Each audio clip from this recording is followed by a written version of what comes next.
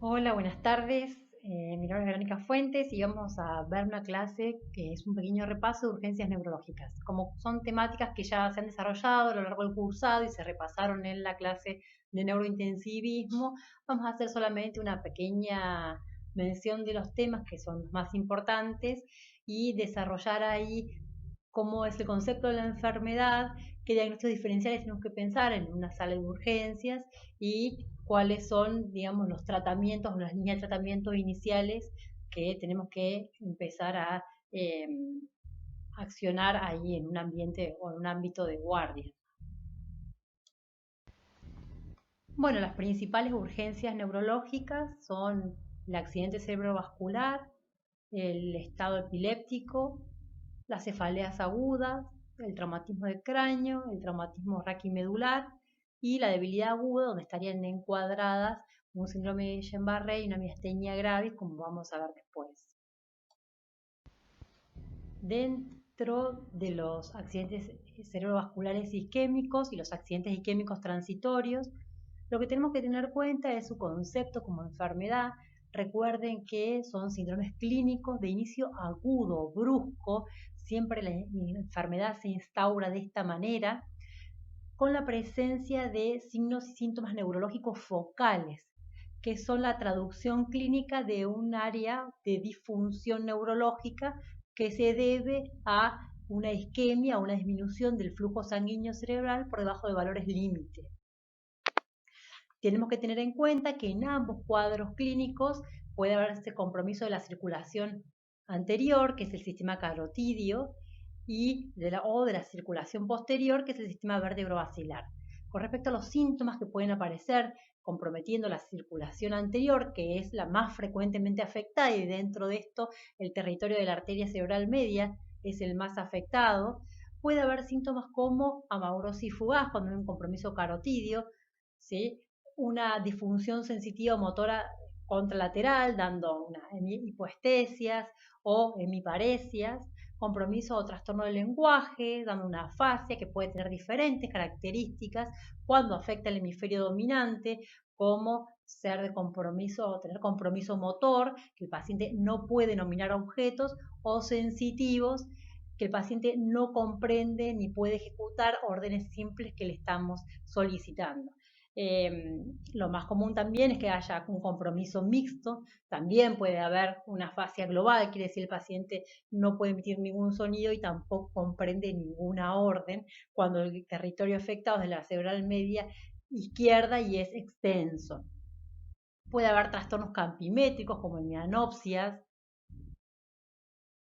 todo esto, digamos, refiriéndonos a la circulación anterior. Cuando se compromete la circulación posterior o el territorio vértebro-basilar, también puede haber hemiparesias o hemiplejías, sobre todo conformando lo que denominamos síndromes alternos, que se dan con compromiso de un par craneal ipsilateral a la lesión y compromiso motor sensitivo contralateral a la lesión. Puede haber dos o más de los siguientes síntomas como vértigo, diplopía, disartria, disfagia, ataxia. El diagnóstico del ACV isquémico y del AIT son diagnósticos clínicos. ¿Sí? Cuando nosotros ya vemos al paciente, podemos realizar el diagnóstico por sus manifestaciones clínicas. En el caso de que el paciente tiene una focalidad neurológica instaurada, pensamos que es un ACV isquémico hasta que se demuestre lo contrario y tomamos una escala que ustedes ya revisaron antes, que es la escala NIH, que sirve para evaluar la severidad del ACV y el pronóstico. Y en el caso de un accidente isquémico transitorio, tenemos otra escala para valorar el riesgo que el paciente tiene de tener un ACV isquémico en las próximas 24 o 48 horas. ¿Sí? Esa escala nos sirve para determinar una conducta terapéutica con respecto a la internación del paciente. Si el riesgo por ABCD2 es bajo, menor de 2, el paciente no requiere internación y puede ser observado de forma ambulatoria. Y de ser de más de 2, esa puntuación, el paciente ya requiere internación y observación en el hospital o en la institución de salud donde corresponda. Cuando un paciente se presenta con estos signos de sintomatología que sospechamos de origen vascular, por este diagnóstico clínico del que hablamos, lo que hacemos siempre es solicitar un laboratorio de rutina básico que contenga un citológico completo, glucemia, urea, creatinina, ionograma y valores de coagulación como KPTT, APP y plaquetas. El laboratorio no nos debe retrasar el tratamiento, lo único que hay que descartar, que inclusive lo podríamos hacer con una glucemia capilar, es justamente que el paciente no tenga hipoglucemia, porque la hipoglucemia es tal vez el problema metabólico que más frecuentemente puede confundirse con un cuadro cerebrovascular. Puede dar alteraciones de estado de conciencia, pero además podría estar asociado a alguna focalidad neurológica.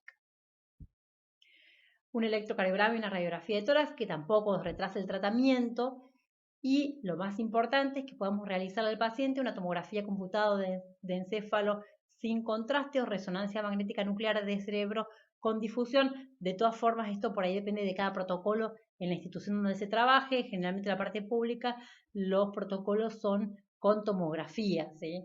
Lo ideal sería si podemos incluir en ese scan de tomografía o de resonancia una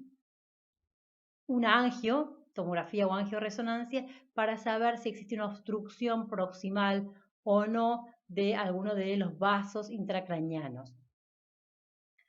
De acuerdo a esto y el riesgo, podemos valorar o debemos valorar la necesidad de trombolisis. El paciente con un AIT o con un accidente isquémico transitorio que revierte la clínica generalmente en menos de una hora y que no tiene lesiones visibles en la neuroimagen, ¿sí? En la resonancia con difusión específicamente, directamente va a ser tratado con medidas de prevención secundaria como la aspirina y la atorvastatina, y el paciente que tiene un ACV isquémico, ¿sí?, va a ser valorado para el inicio de trombolisis, que es el uso de RTPA cuando el paciente se encuentra en ventana terapéutica, que recuerden que la ventana terapéutica extendida es de 4,5 horas.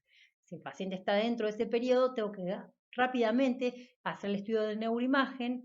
Puedo soslayar los resultados de los otros estudios o realizarlos luego en la terapia para comenzar a indicar el tratamiento trombolítico. Con respecto al estatus epiléptico, tener en cuenta que es una urgencia neurológica, ¿sí? Es muy importante que nosotros accionemos de manera temprana, ya que lo que vamos a hacer, al igual que en el accidente cerebrovascular, es preservar cerebro, ¿sí? Cerebro sano. El estado de mal epiléptico, estado epiléptico, se define como la actividad convulsiva continua por más de 5 minutos o 2 o más crisis consecutivas sin recuperación completa de la conciencia entre las crisis. La causa más común de que se desarrolle un estado epiléptico es que un paciente epiléptico abandone la medicación. Siempre vamos a después descartar otras causas, pero inicialmente lo más importante es poder definir que estamos frente a un estado epiléptico para accionar y comenzar el tratamiento temprano. En todo caso, en un segundo tiempo, cuando recibamos resultados de estudios complementarios que podemos solicitar, vamos a evaluar la etiología de ese cuadro epiléptico. Pero en principio, lo más importante es realizar, digamos, el tratamiento, una vez que estamos definiendo que estamos frente a un paciente con estatus epiléptico. La medicación de primera línea son las benzodiazepinas. Si nosotros el paciente llegó a la guardia y viene canalizado, podemos rápidamente indicar lorazepam, que viene en una ampollita de 4 miligramos, y se hace endovenosa en bolo lento, pero en bolo, ¿sí? Si el paciente sigue convulsionando dentro de 5 minutos, repetimos la ampolla de lorazepam hasta 3 veces. Si nosotros teníamos un paciente que está en la escena fuera del hospital, en la vía pública, por ejemplo, y está en el estado epiléptico, podemos utilizar como recurso realizar un diazepam endorrectal, viene una ampolla de 20 miligramos, o puede ser un midazolam intramuscular. También esto lo podríamos utilizar en una guardia si no tenemos un acceso endovenoso ya realizado. Nosotros hacemos esta medicación, primero una de las 3 benzodiazepinas, esperamos 5 minutos. Si no cede el cuadro, repetimos la benzodiazepina y si esto no cede, le repetimos una tercera ampolla de benzodiazepina. Bueno, si el paciente continúa en estado epiléptico una vez que realizamos ya 3 ampollas de la benzodiazepina que elegimos o que tenemos disponible, que dijimos que podían ser el lorazepam, el diazepam o el midazolam, y el paciente sigue convulsionando, entonces tenemos que pasar a una segunda línea terapéutica que serían los medicamentos antiepilépticos.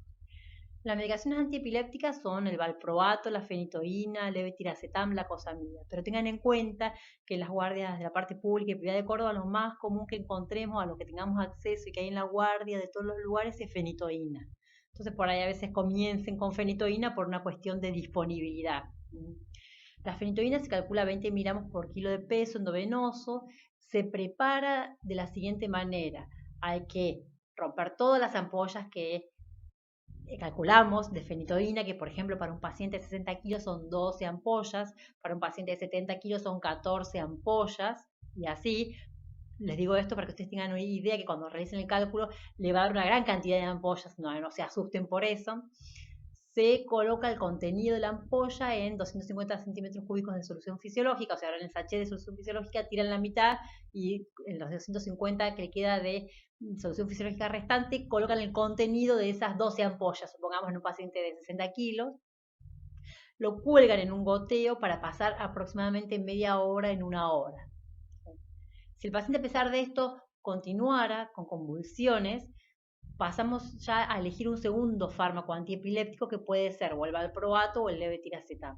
El valproato o ácido valproico se calcula su dosis de carga a 40 miligramos por kilo, que se hace también en forma endovenosa en goteo. Y el levetiracetam se calcula a 2.500 a 4.000 miligramos endovenoso, que también se realiza en goteo. Tengan en cuenta que la fenitoína, cuando la pasen, tiene que controlar la frecuencia cardíaca, puede dar a veces alguna bradicardia, pero es una droga que es segura para su utilización en una guardia. Este manejo, digamos, del paciente se puede ir realizando en la guardia o en la terapia, de acuerdo a cómo esté el paciente. A veces el paciente nunca lo logra estabilizar y deja de tener convulsiones, ya en la guardia voy haciendo ya todos estos pasos, por supuesto. Si vemos que el paciente continúa convulsionando, ahí ya sí vamos a necesitar pasar a la unidad de terapia intensiva porque vamos a tener que sedarlo al paciente e inducirlo a un coma, ¿sí? Con diversos fármacos como midazolam o tiopental o propofol, ¿sí? Y entonces ya necesitamos que el paciente esté intubado y con una asistencia ventilatoria mecánica. Lo que quería aclararles es que la medicación antiepiléptica se usa en una dosis de carga y de mantenimiento. La dosis de carga, ¿para qué sirve? Para que el paciente tenga rápidamente una concentración del fármaco antiepiléptico en sangre y comience a hacer efecto. Y el mantenimiento, cuando yo ya hice una carga de fenitoína, después indico mantener la fenitoína 100 miligramos cada 8 horas en forma endovenosa, o el levetiracetam, que puede ser 1 gramo cada 8 horas endovenosa, o el valproato, que puede ser también 1 gramo cada 8 horas en forma endovenosa, ¿sí? Una vez que hice una carga de los medicamentos antiepilépticos, ya dejo sí o sí un mantenimiento. Si usé de los 2 fármacos antiepilépticos, dejo un mantenimiento. Y si yo necesito seguir escalando, paso ya el siguiente paso, que es la utilización de hipnóticos o anestésicos, donde el paciente tiene que estar sí o sí en terapia intensiva, monitorizado e intubado.